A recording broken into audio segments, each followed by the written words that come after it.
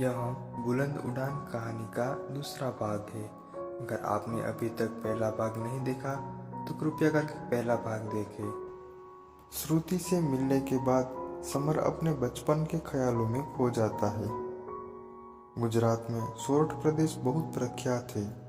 ऊना तहसील से लेकर जूनागढ़ जिले तक का समुद्री इलाके को सोरठ कहा जाता है।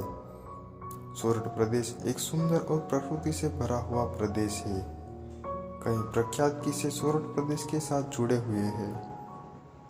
समर का जन्म सोरठ प्रदेश के एक छोटे गांव में हुआ था। उसके पिता का नाम मनीष और माता का नाम पुष्पा था।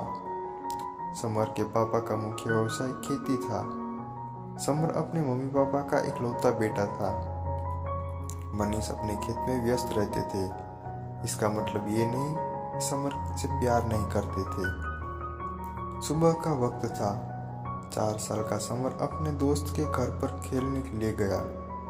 उसके दोस्त का घर 3-4 घरों को छोड़कर ही था। समर के दोस्त का नाम मयंक था। मयंक की मम्मी का नाम सुशीला और पापा का नाम शंकर था। मयंक और समर दोनों ने छोटी चड्डी और शर्ट पहना हुआ था। दोनों आंगन में बैठकर एक छोटे लकड़े के टुकड़े से गड्ढा बना रहे थे। उन दोनों को हिसाब से वह दोनों कुआं खोद रहे थे। आपस में बातें करते हुए वे दोनों कुआं खोद रहे थे। छोटे बच्चे होते हैं ना, वो आसपास का सब देखकर ही अपने खेल में शामिल कर लेते हैं। उन दोनों के पापा किसान होने की वजह से वह दोनों कुएं से जागृत थे। इस तरह के खेल से बच्चों की सोच की शक्ति बढ़ती है। बच्चे सच में तो कुआं नहीं खोद सकते, लेकिन उनमें उम्मीद बहुत होती है। सभी बच्चों के शिक्षा का अहम पहलू खेल ही होता है। बच्चे अपने खेल में से ही सीखने की शुरुआत करते हैं। दोनों बच्चे अपने कुएं खोदने में मशगूल थे। उतने में मयंक के पापा खेत से वापस लौट आए। मयंक के पापा अपने हाथ मुंह धोकर आंगन के बरामदे पर बैठे। मयंक के पापा उन दोनों की बातें सुनने लगे। उन दोनों की बातों से मयंक के पापा मुस्कुरा रहे थे। कुछ वक्त के बाद मयंक की मम्मी चाय और नाश्ता लेकर घर से बाहर आई। मयंक की मम्मी ने शंकर को चाय दी। मयंक बेटा चलो दोनों नाश्ता करने। सुशीला ने अपनी आवाज पर जोर डालकर दोनों को बुलाया। दोनों अपनी लकड़ी और कुएं को छोड़कर नाश्ते की तरफ दौड़े, लेकिन उन दोनों को सुशीला ने बीच में ही रोक दिया। वह दोनों ठहर कर सुशीला के सामने देखने लगे। उन दोनों ने सुशीला के चेहरे पर गुस्सा देखा। पहले दोनों हाथ मुंह धोकर आओ, सुशीला ने पानी की भरी बाल्टी की तरफ इशारा करते हुए कहा। दोनों ने बाल्टी की तरफ दौड़ लगाई और बाल्टी के पास पहुंचकर दोनों जैसे तैसे पानी को अपने हाथ और मुंह पर लगाकर नाश्ते के पास पहुंच गए। दोनों नाश्ते के ऊपर टूट पड़े। शंकर उन दोनों को देखकर हंसने लगे। शंकर ने अपनी चाय खत्म करके कप बरामदे पर रख दिया। शंकर ने अपनी जेब में से मोबाइल निकाला और चलाने लगे। मयंक और समर दोनों नाश्ता करके शंकर के पास पहुंचे। दोनों शंकर के पीछे खड़े रहकर मोबाइल में देखने लगे। स्मार्टफोन का जमाना चल रहा था।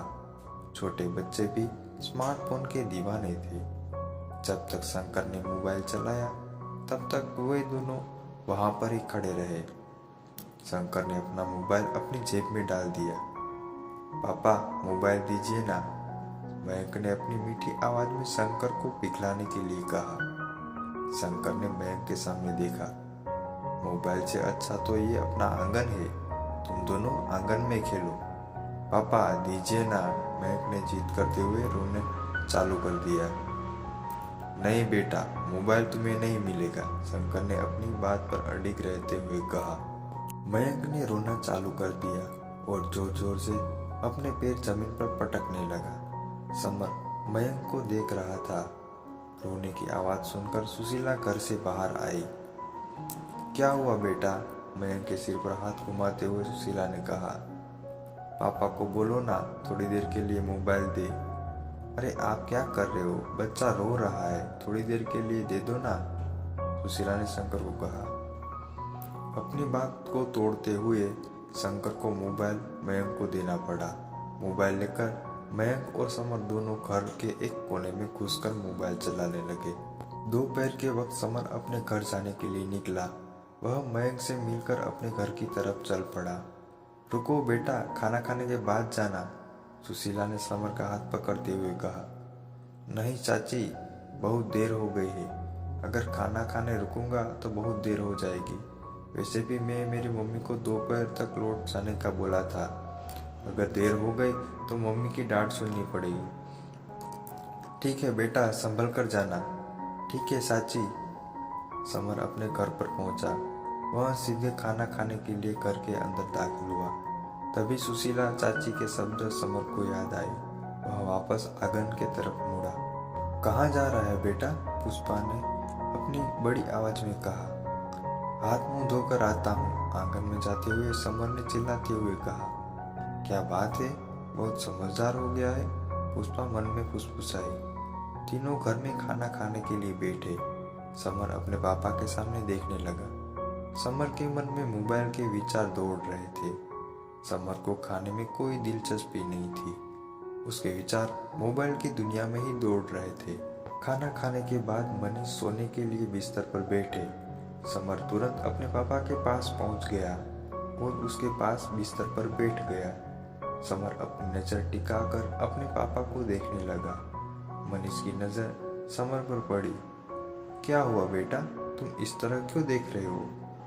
पिताजी, मोबाइल दीजिए ना, मयंक के जैसे मुंह बनाते हुए समर ने कहा। मनीष ने समर के सिर पर हाथ रखकर मुस्कुराए। समर सोचने लगा कि पापा इतनी जल्दी मान गए।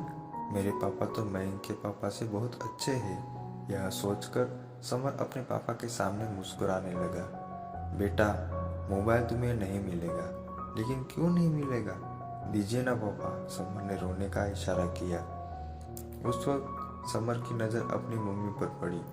पुष्पा अपने काम में व्यस्त थी, लेकिन उन दोनों की बातें जरूर सुन रही थी। समर सोचने लगा कि मम्मी अभी पापा को समझाएगी, लेकिन पुष्पा खामोश रहकर अपना काम कर रही थी। समर ने अपनी चीज चालू कर दी और वह मनीष को परेशान करने लगा। गुस्से में आकर मनीष ने समर को थप्पड़ चिपका दिया। समर जोर जोर से रोने लगा। पुष्पा सब यह तमाशा देख रही थी। पुष्पा अपना काम खत्म करके बिस्तर के पास आई। समर के एक कोने में बैठकर हिचकियां भर रहा था। समर को लगा कि मम्मी अभी पापा को कुछ कहेगी, लेकिन पुष्पा खामोश ही रही। सुशीला समर के पास पहुंची। उसने समर को अपनी बाहों में भर लिया। पुष्पा ने समर का सिर अपनी गोद में लेकर उसके बाल सहलाने लगी। कुछ वक्त में ही समर को नींद लग गई। मनीष अब भी बिस्तर पर बैठे हुए थे। थोड़ी देर के लिए मोबाइल दे दिया होता तो, पुष्पा ने मनीष के सामने देखते हुए धीमी आवाज में कहा। पुष्पा, तुम्हें क्या लगता है कि मैं समर को चाहता नहीं हूँ? समर तो मेरी जान है, तो फिर आपने मोबाइल क्यों नहीं दिया? बच्चे की सब जिद को पूरी करना प्रेम नहीं होता। अगर बच्चे की जिद अच्छे काम के लिए है तो मैं कुछ भी करके पूरी करूँगा। बच्चों को मोबाइल देना मुझे ठीक नहीं लगता है। समर को मैंने थप्पड़ मारा, इसलिए वो मुझ पर बहुत गुस्से में होगा और शायद उसने मुझे गालियाँ भी दी होगी। छोटे बच्चे को मोबाइल से दूर ही रखना चाहिए। अगर मैंने इस बार मोबाइल दे दिया होता तो वो मेरे से बार बार मांगता।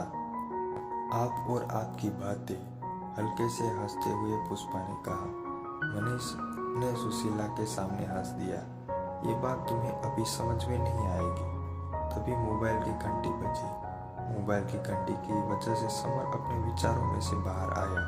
समर ने अपना मोबाइल उठाया। मोबाइल में मलिक का कॉल आ रहा था। समर ने मलिक का कॉल पिकअप किया। हाँ बोल मलिक, समर ने मोबाइल में बात करते हुए कहा। तुझे भूख नहीं लगी है क्या? मोबाइल में से मलिक की आवाज आई। रुक आता हूँ, समर ने कॉल काटकर मोबाइल अपनी जेब में डाल दिया। मलिक और समर दोनों मिजाज होटल की तरफ निकल पड़े। रास्ते में समर श्रुति के ख्यालों में खोया हुआ था और उसका चेहरा हल्की मुस्कान छोड़ रहा था। मलिक उसके साथ बात कर रहा था, लेकिन समर का उसकी बात पर ध्यान ही नहीं था। मलिक ने अपनी कोहनी से समर से ऊपर हल्का से प्रहार किया। समर एकदम से चौंक उठा। क्या हुआ? तुम्हारा ध्यान कहाँ है? क्या हुआ है तुम्हें? कुछ नहीं हुआ है। समर ने मलिक के सामने थोड़ा हंस दिया। समर और उसका दोस्त मलिक दोनों अहमदाबाद की एक कंपनी में काम करते थे। उन दोनों के लिए आज कोई खुशी का दिन था, इसलिए दोनों होटल में खाना खाने जा रहे थे।